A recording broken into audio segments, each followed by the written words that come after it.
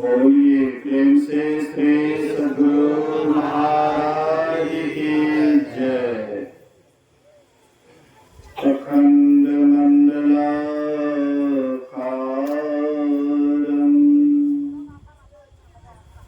व्याप्तं येन चराचरं तत्पदं दर्शितं येन तस्मै श्री गुरुवे नमः। धन्य धन्य सतगुरु सुखद महिमा कही न जाए। जो कछु कहूँ तुम्हारी कृपा मोते कछु न बसाए।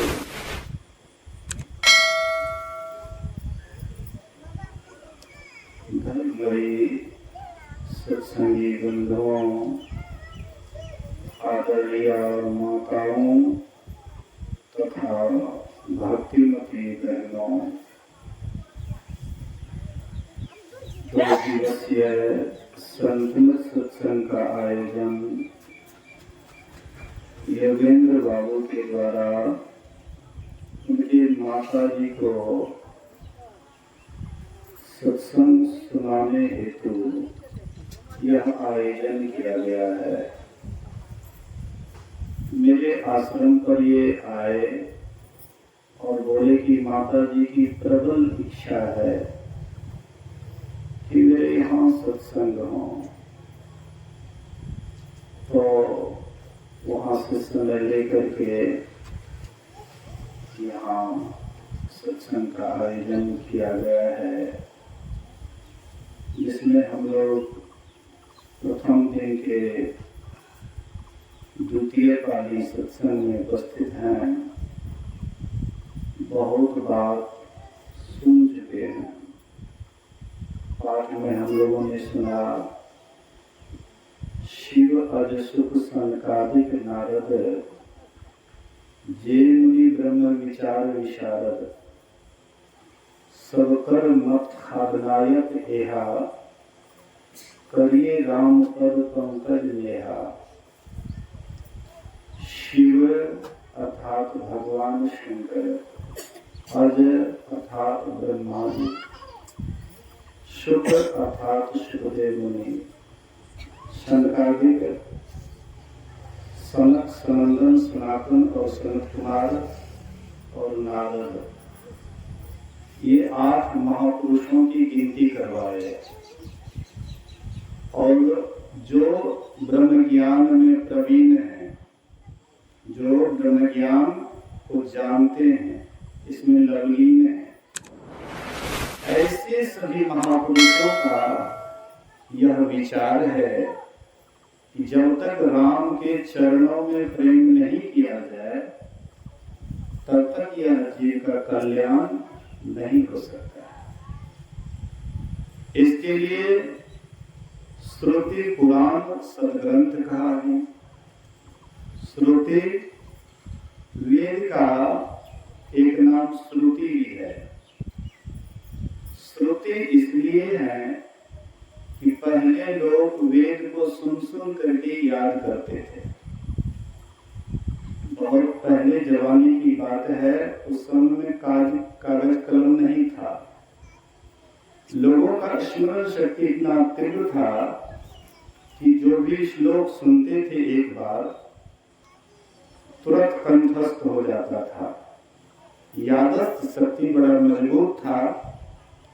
लेकिन यही यादस्थ शक्ति जब कमजोर होने लगा, लोग भूलने लगे, तो उसको पहले तालपत्र पर, उसके बाद कागज बना और कागज पर ये ज्ञान को रखा गया।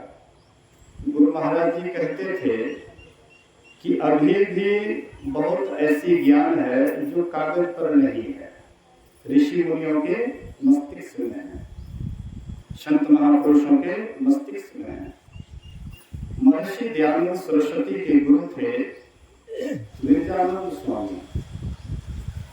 निर्जानंद स्वामी जन्मांध थे, जन्म से अंधे थे, लेकिन इतने बड़े ज्ञानी कि जिनके शिष्य दयानंद सरस्वती कहलाए, उनके गुरु कितने महान होंगे और विचार कीजिए।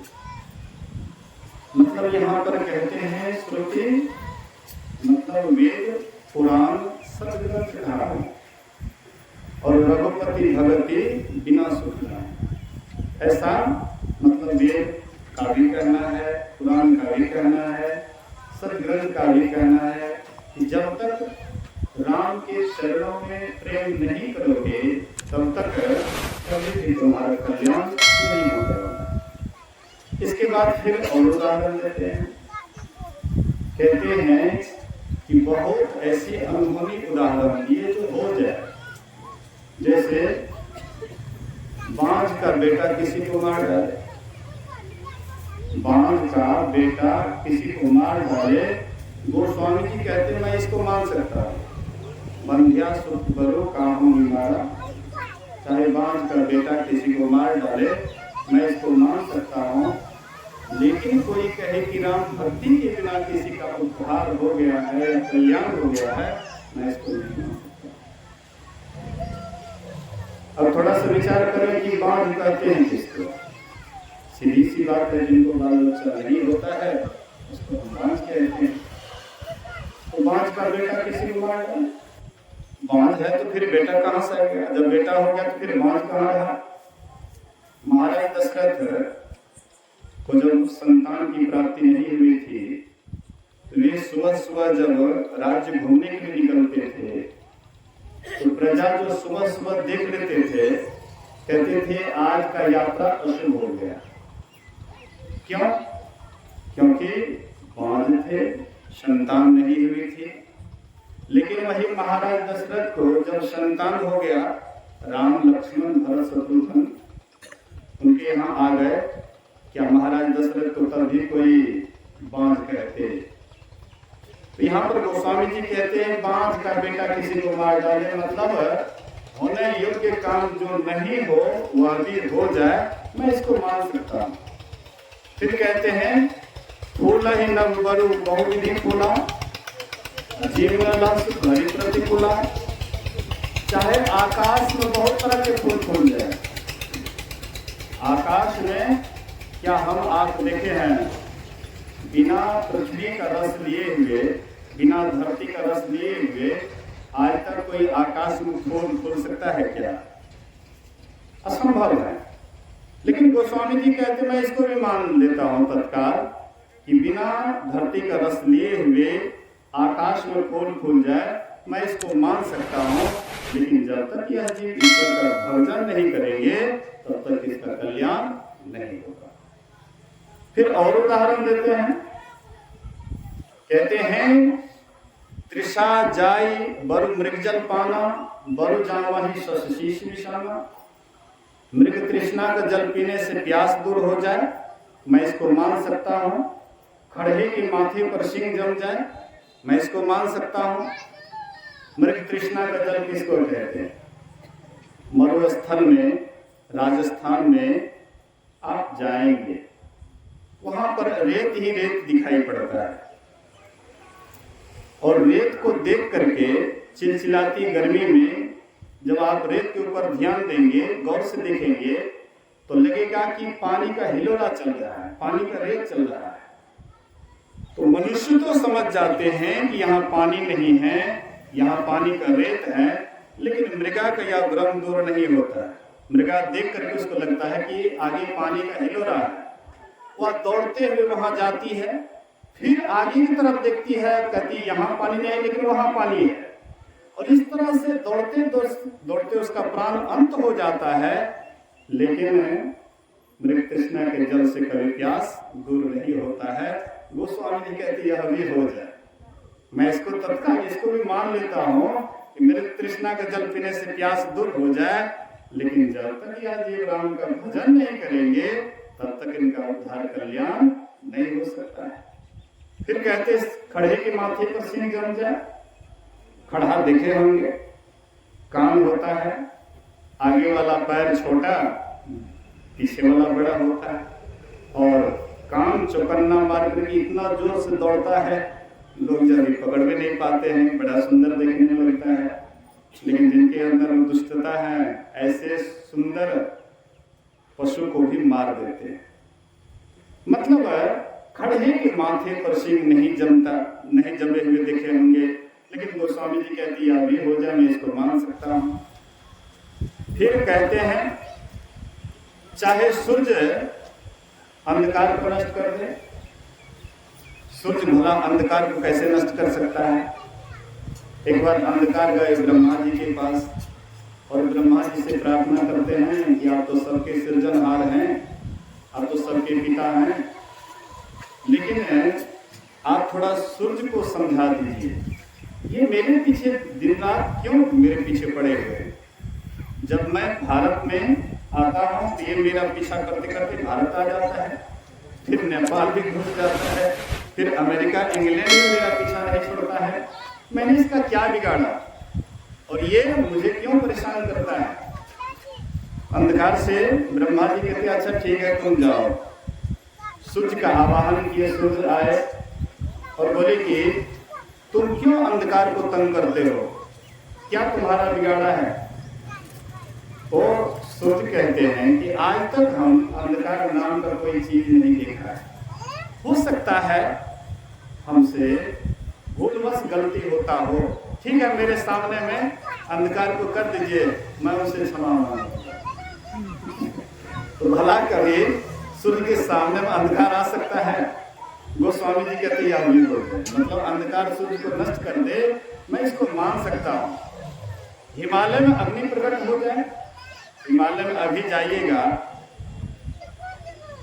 अभी तो मतलब जो है गर्मी का मौसम है, अभी भी जाइएगा तो आपको रजाई भाड़ा पर लेना पड़ेगा और तब आप वहां पर रह सकते हैं। मतलब हिमालय से अग्नि प्रकट हो जाए मैं इसको भी मान सकता हूं, लेकिन यह जीव जब तक ईश्वर की भक्ति नहीं करेंगे तब तक इसका उद्धार कल्याण नहीं होगा। फिर अंत में उदाहरण देते हैं, बारी मथे घृत होई बरु सिकता ते बरु तेल, बिनु हरि भजन न भव तरिये, यह सिद्धांत अपेल। बोलिए प्रेम से श्री सद्गुरु महाराज की जय। माँ बहनों से निवेदन है कि थोड़ा धैर्य धारण करके बैठिए।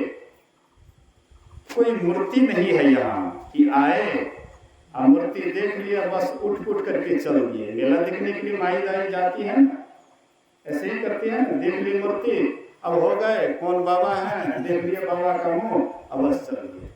अरे बाबा इससे क्या अंतर पड़ेगा, थोड़ा धैर्य धारण करके सुनिए। जब तक नहीं सुनिएगा दिमाग में नहीं अटेगा। जिंदगी भर सत्संग सुनिएगा, लेकिन अगर पूरी श्रद्धा और विश्वास के साथ नहीं सुनिएगा तो जीवन में कभी परिवर्तन नहीं होगा। इसलिए पूरे ध्यान से सुनिए। बोलिए प्रेम से श्री सद्गुरु महाराज की जय। तो कहते हैं गोस्वामी तुलसीदास, बारी मथे धृत होई बरु सिकता ते बरु तेल, बिनु हरि भजन न भव तरिये, यह सिद्धांत अपेल। बालों को पेड़नी पर देकर के पेड़ेंगे तो कहते हैं इससे क्या निकलेगा, बहुत करेंगे तो 2-4 बूंद पानी निकलेगा, लेकिन कहते हैं बालों को पेड़ने से तेल निकल जाए और पानी को मथने से घी हो जाए। नेपाल में बहुत ऐसी जगह है जहां पर कुछ देर के लिए पानी रखने पर लगता है कि ऊपर में छाली के जैसे पड़ जाता है। अगर यहाँ पर पानी मथने से घी हो जाता तो नेपाल वासी सबसे पहले धनी हो जाते, लेकिन अभी भी नेपाल वासी को सब देश सहारा देते हैं। नेपाल ही एक ऐसा देश है कभी गुलाम नहीं हुआ है। तो आइए, मैं आपको कह रहा था कि पानी को मथने से कभी घी नहीं होता है, बालू को पेड़ने से कभी तेल नहीं निकल सकता है। गोस्वामी जी कहते यह भी हो जाए, मैं इसको तत्काल मान सकता हूं, लेकिन जब तक यह जीव ईश्वर की भक्ति नहीं करेंगे तब तक इसका उद्धार और कल्याण नहीं हो सकता। अब आइए विषय पर कि हम लोग चाहते हैं कल्याण, सबके सब कल्याण चाहते हैं। हम कहीं भी जाते हैं कल्याण ही मेन मकसद होता है। चाहे हम नहीं समझते हैं, चाहे ऐसे ही दौड़ लगाते हैं, ये अलग बात है, लेकिन मूल मकसद होता है कल्याण का है। अभी आप लोग जो यहाँ इतनी संख्या में सत्संग में आए हुए हैं, किस मकसद से? कल्याण के ही मकसद से, कि हमारा उद्धार होगा, हमारा कल्याण होगा। हम कोई भी काम करते, चाहे संसार का काम करते हैं या परमार्थ का काम करते हैं, प्रत्येक काम में कल्याण ही छिपा है।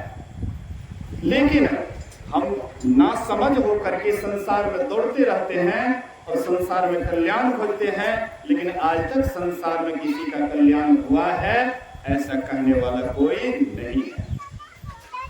तो हम आप कल्याण चाहते हैं, हम लोग सदा का सुख चाहते हैं, कोई दुख नहीं चाहता है। किसी से पूछिए आपको सुख चाहिए कि दुख?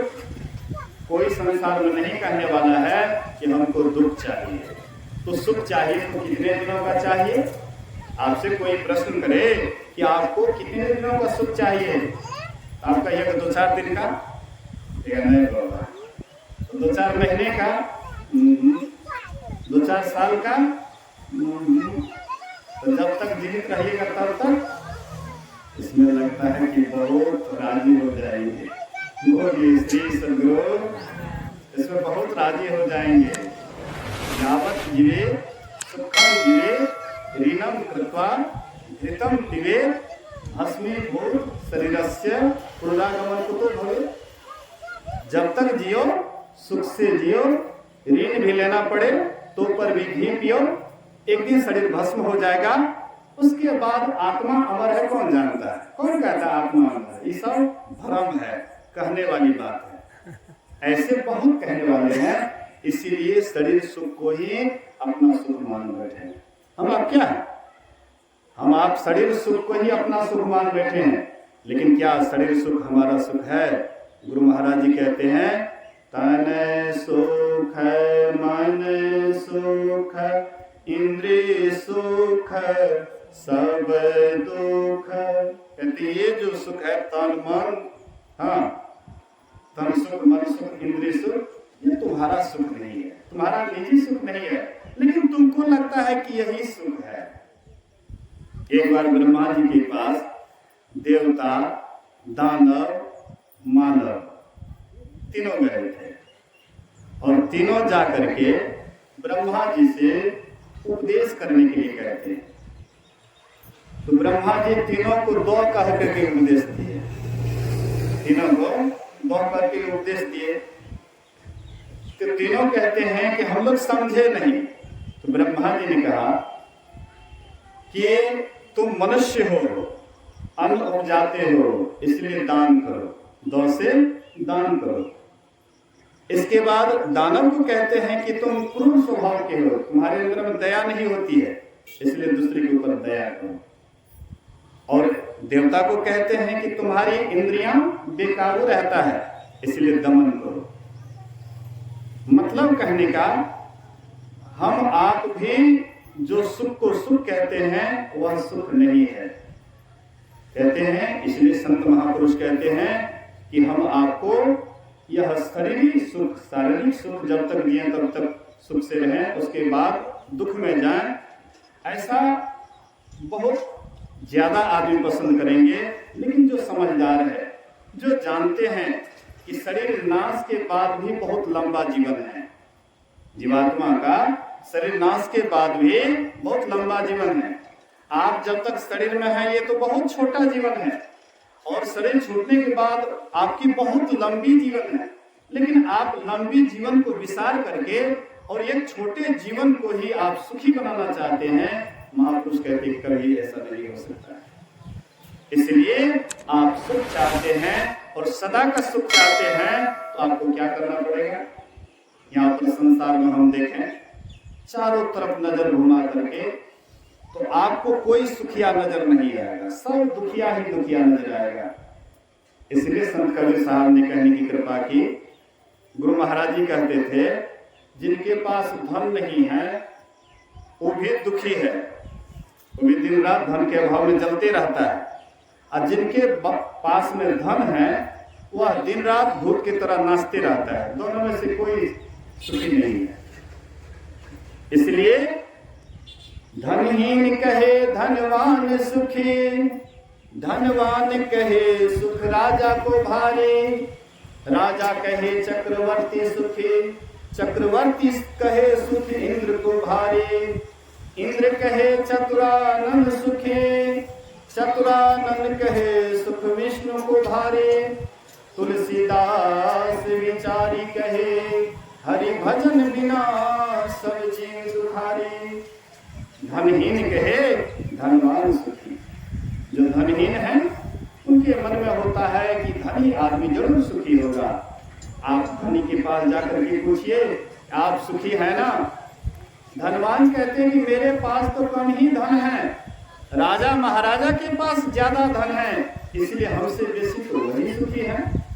लेकिन जब राजा के पास जाते हैं पूछते हैं कि आप सुखी हैं ना, तो राजा कहते हैं कि मैं भी चक्रवर्ती राजा के अधीन में हूँ, मैं भी पूरा सुखी नहीं हूँ, इसलिए चक्रवर्ती राजा सुखी हैं। मैंने सुना है कि जिस समय पृथ्वीराज चौहान चक्रवर्ती राजा था, उस समय में जितने राजे महाराजे थे, जब तक उसका इशारा नहीं होता था तब तक कोई आसन ग्रहण नहीं करते थे। लेकिन वही पृथ्वीराज चौहान का क्या हाल हुआ? मोहम्मद गौरी जब उसको जीत लिए, आंख से अंधे कर दिए गए, कई मन का जंजीर उनके गले में डाला गया। क्या यही सुख है? इसी को सुख कहते हैं। आंख से अंधे कर दिए गए, अपमान हुआ, और उसके बाद आंख से अंधे करके कई मन का जंजीर उनके गले में डाला गया। क्या यही सुख है? चक्रवर्ती राजा सुखी है? कहते वे भी सुखी नहीं। तो कौन सुखी है? कहते हैं कि जो स्वर्ग के मालिक हैं, इंद्र सभी देवताओं के मालिक है, वे सुखी हैं। उनसे जाकर के पूछिए, इंद्र को भी कई बार कलंक का टीका लगा हुआ है, इसलिए वे भी सुखी नहीं। तो ये कहते हैं कि चतुरानंद सुखी अर्थात ब्रह्मा जी सुखी हैं। उनसे जाकर के पूछिए, वे भी कहते दिन रात में परेशान हूं, जीवों को जन्म देने में, सृष्टि करने में। उनसे पूछते हैं तो कहते हैं नहीं विष्णु सुखी हैं। विष्णु भगवान से जाकर के पूछिए, वो भी सबको पालन करने में परेशान हैं। इसलिए गोस्वामी तुलसीदास जी विचार करके कहते हैं, हरि भक्ति के बिना चाहे तुम ब्रह्मा बन जाओ, चाहे विष्णु बन जाओ, चाहे महेश बन जाओ, लेकिन हरि भक्ति से अगर तुम अलग रहोगे तो तुम कभी सुखी नहीं हो सकते हो, नहीं हो सकते हो, नहीं हो सकते। सुखी होना चाहते हो, बस एक ही उपाय है, ईश्वर भक्ति। इसलिए संत कबीर साहब ने कहा है, तन धर सुखिया कोई न देखा, जो देखा सो दुखिया हो। उदय अस्त की बातें कहा तो हम, सबका किया विवेका हो। घाटे बाढ़े सब जग दुखिया, क्या गिरी बैरागी हो। सुखदेव आचार्य दुख के डर से, गर्भ से माया त्यागी हो। कहते हैं तनधर सुखिया कोई न देखा, जो देखा सो दुखिया हो। हम आप शरीरधारी हैं, पूछिए किसी से कि आप सुखी हैं, कोई कहने वाला नहीं है हम सुखी हैं। अरे हम लोग तो नीचे दर्जे के हैं, थोड़ा स्वर्ग में भी जाकर के पूछिए, देवताओं से भी पूछिए आप सुखी हैं, वे भी नहीं हैं सुखी। मतलब कोई भी शरीर में आप क्यों नहीं हैं, किसी भी शरीर में आप क्यों नहीं हैं, आप दुखिया ही रहेंगे। इसलिए कबीर साहब कहते उदय अस्त की बात कहते हैं, जहां से सूरज उदय होता है और जहां जाकर के अस्त होता है, जहां से सृष्टि का आरंभ हुआ है और जहां समाप्त होता है सृष्टि, कहते बीच में जितना भी हैं सबके सब दुखिया ही दुखिया है, सबके सब दुखिया ही दुखिया है। इसीलिए घाटे बाढ़े सब जग दुखिया, क्या गिरही बैरागी हो। सुखदेव आचार्य दुख के डर से, गर्भ से माया त्यागी हो। सुखदेव जी महाराज, आचार्य सुखदेव जी महाराज दुख के डर से गर्भे से माया को त्यागे हुए कि नहीं मैं गर्भ से निकलूंगा, ना मुझे माया पछाड़ेगी, इसलिए हम खूब बढ़िया से अभी गर्भे में बढ़िया हैं। दुख के डर से 12 वर्ष तक सुखदेव जी महाराज योग बल से मां के गर्भ में छिपे रहे, लेकिन कब तक?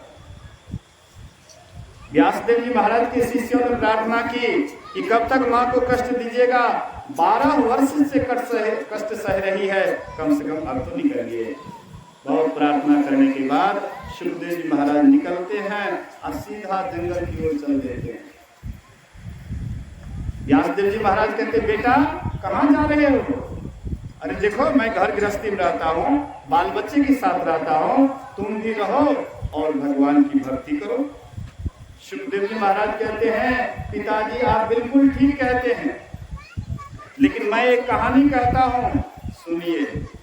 सुखदेव जी महाराज एक कहानी कहते हैं, कहते पिताजी नदी किनारे में एक ब्रह्मचारी कुटिया बना करके रहता था और ये बराबर अपना औद्र पूर्ति के लिए गांव में जाता था और जो भी रूखा सूखा मिलता भोजन करके एकदम आराम से भजन करता था, उनको कोई टेंशन नहीं, कोई चिंता नहीं। लेकिन संजोग से एक दिन जब वह गए भिक्षाटन के लिए, एक उल्टा नारी जो पति के उल्टा चलती है, जो पति की बात को नहीं मानती है। मैं ये नहीं कहता हूं कि पति जो कहे वही करना चाहिए, बल्कि धर्म और अधर्म का विचार सबको करना चाहिए, चाहे स्त्री हो या पुरुष हो। अगर पुरुष होकर के, पति होकर के अधर्म की ओर ले जाना चाहता है तो कदापि नहीं जाना चाहिए। धर्म की ओर अगर ले जाए तो एकदम आराम से जाना चाहिए। एक होती है पत्नी और दूसरी होती है धर्म पत्नी। जो पत्नी होती है वह अपना भी पतन की ओर जाती है और अपने पति को भी पतन की ओर ले जाती है, और जो धर्म पत्नी होती हैं वे अपना भी धर्म की ओर जाती हैं और अपने पूरे परिवार पति को भी धर्म की ओर ले जाती है, अपना भी सत्संग ध्यान करती है और 2-4 थप्पड़ भी खाना पड़ता है पति से तो खा करके, लेकिन पतियों को सत्संगी बना करके ही छोड़ती है। ऐसे का नाम है धर्म पत्नी।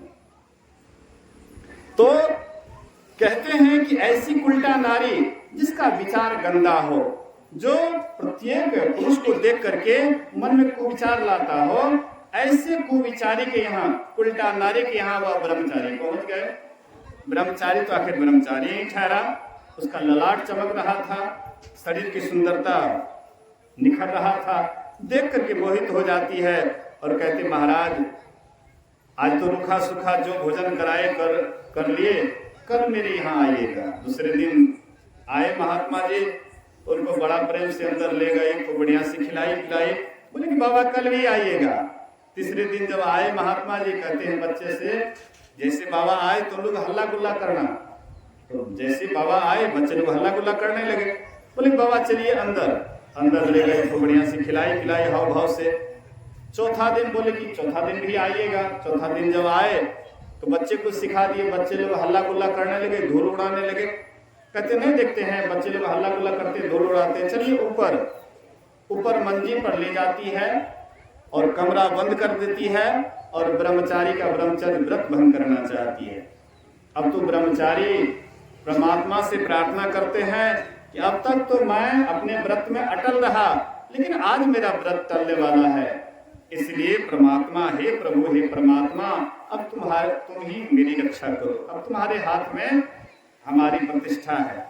तो जैसे आप सब कुछ समर्पण कर दीजिएगा ईश्वर के ऊपर, ईश्वर आपकी किसी न किसी तरह से मदद करेंगे ही, इसमें कोई दो बात नहीं है।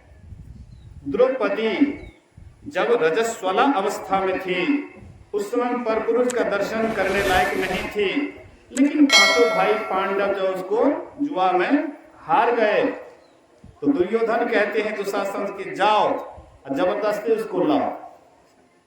दुशासन जाते हैं और जबरदस्ती कहते चल, तुम्हें बुला रहे हैं, तू दासी है।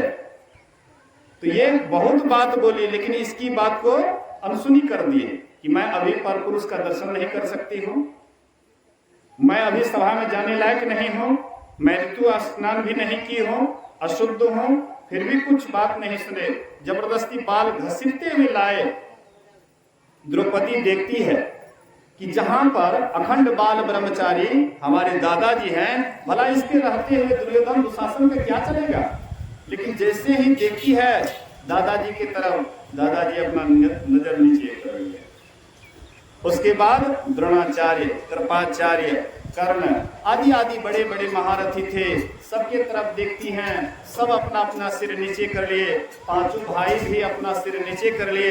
अंत में देखती है अब संसार में कोई रक्षक नहीं है, सबके सब रक्षक बने हुए।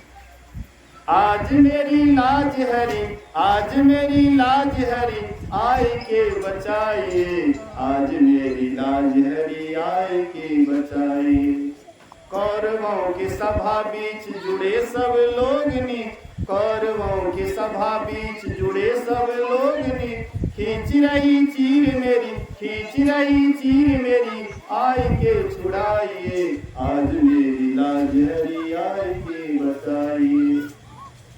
पति हमारे सूरवीर, धर्म हेतु धरे धीर, पति हमारे सूरवीर, धर्म हेतु धरे धीर, खींच रही चीर मेरी, आए के बचाइए, आज मेरी लाज हरी, आए के बचाइए। तुम भड़ो द्वारिका नाम शरण में तेरी, अब तुम ही रक्षा कर सकते हो, संसार में मैं देख ली कोई रक्षा करने वाला नहीं है। परिणाम क्या होता है, जैसे ही प्रभु के ऊपर छोड़ती है, सब कुछ समर्पण कर बोल के सिर करनी चाहिए। जैसे सब कुछ समर्पित कर देती है कि अब अपना कोई मतलब ताकत, कोई अपना कुछ नहीं, सब कुछ समर्पित करती है, उसी में परिणाम क्या निकलता है। दुशासन के हाथ में 10,000 हाथी का बल था, एक बार में 52 गज साड़ी खींचते थे, साड़ी का पहाड़ लग गया लेकिन नग्न नहीं हो पाए। साड़ी बीच नारी है कि नारी बीच साड़ी है, साड़ी में की नारी है कि नारी में की साड़ी है, मतलब पता नहीं चलता है, नग्न नहीं हो पाए। मतलब कहने का, जब संकट आता है, विपत्ति आती है, जब ईश्वर से प्रार्थना करते हैं, ईश्वर किस तरह से आपकी मदद कर देंगे शायद आपको भी पता नहीं लगेगा। तो वह ब्रह्मचारी परमात्मा से प्रार्थना करते हैं। उसके पतिदेव कहीं जा रहे थे, संजोग से गाड़ी छूट गई, वे आए, दरवाजा खटखटाए। जैसे दरवाजा खटखटाए, उल्टा नारी सोचती है क्या करें, पति आ गए हैं। वह ब्रह्मचारी को लैट्रिन वाला हौदा में धकेल देती है, लैट्रिन वाला हौदा में धकेल दी। सुबह होता, मेहतर आए साफ करने के लिए। गुरु महाराज कहते थे मेहतर बड़े कृपालु होते हैं, माँ बाप तो 2-3 साल बच्चे का लैट्रिन पेशाब साफ करती हैं, लेकिन मेहतर जीवन भर तक सफाई करते रहते, बड़े कृपालु होते हैं। तो मेहतर आए और जैसे लैट्रिन वाला हौदा को साफ करने लगे, देखते हैं सिर दिखाई पड़ा, उनको ले गए और उसका इलाज करवाए। संजोग से उसको होश में आ गया। सुखदेव मुनि कहते हैं पिताजी क्या वह ब्रह्मचारी फिर वह उल्टा नारी यहाँ जाएंगे ओदल पूर्ति के लिए? बोले बेटा हरगिज नहीं। बोले पिताजी उनको तो 12 घंटा रहना पड़ा, हमको तो 12 बरस तक वहां रहना पड़ा, और हम लोगों को भी 9-10 मास बुनन को लागे, ठोक ठोक के बिनी चदरिया झीनी रे झीनी। तो ये शरीर हम लोगों का भी वही लैट्रिन वाला हौदा में पड़ा हुआ था। सुखदेव आचार्य दुख के डर से गर्भ से माया त्यागी हो, जोगी दुखिया जंगम दुखिया, तपसी को दुख दूना हो। आशा तृष्णा सबको व्याप, कोई महल ना सोना हो। साचे कहूं तो कोई न माने, झूठ कहा नहीं जाए हो। ब्रह्मा विष्णु महेश्वर दुखिया, जिन यह राह चलाई हो। अब दो दुखिया भूपति दुखिया, रंग दुखी विपरीति हो। कबीर सकल जग दुखिया, संत सुखी मन जीती हो। समय तो बहुत हम ले लिए, इतना ही नहीं, ये जैसा विषय बना है, इस विषय को अगर बढ़िया से कहेंगे तो 1.25 घंटा कम से कम लगेगा। लेकिन आगे भी बाबा मौजूद हैं, खुलासा बहुत है, करने के लिए बहुत बात है, लेकिन केवल कहने से ही नहीं होगा, करने से भी होगा।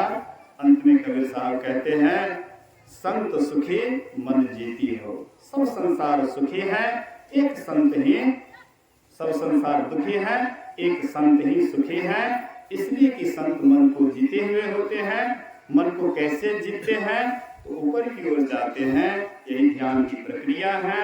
नीचे की ओर जाना, संसार में उजराना है, बहुत सारी बातें हैं। तो जितना सुनाए उतना ही अगर आप ठीक ठीक सुन करके अब थोड़ा सा भी अगर जीवन में उतारिएगा, तो मैं जो इतना दूर से आया हूँ, इतना मेहनत करके आप लोगों के बीच, तो मेरा यहाँ आना सार्थक हो जाएगा।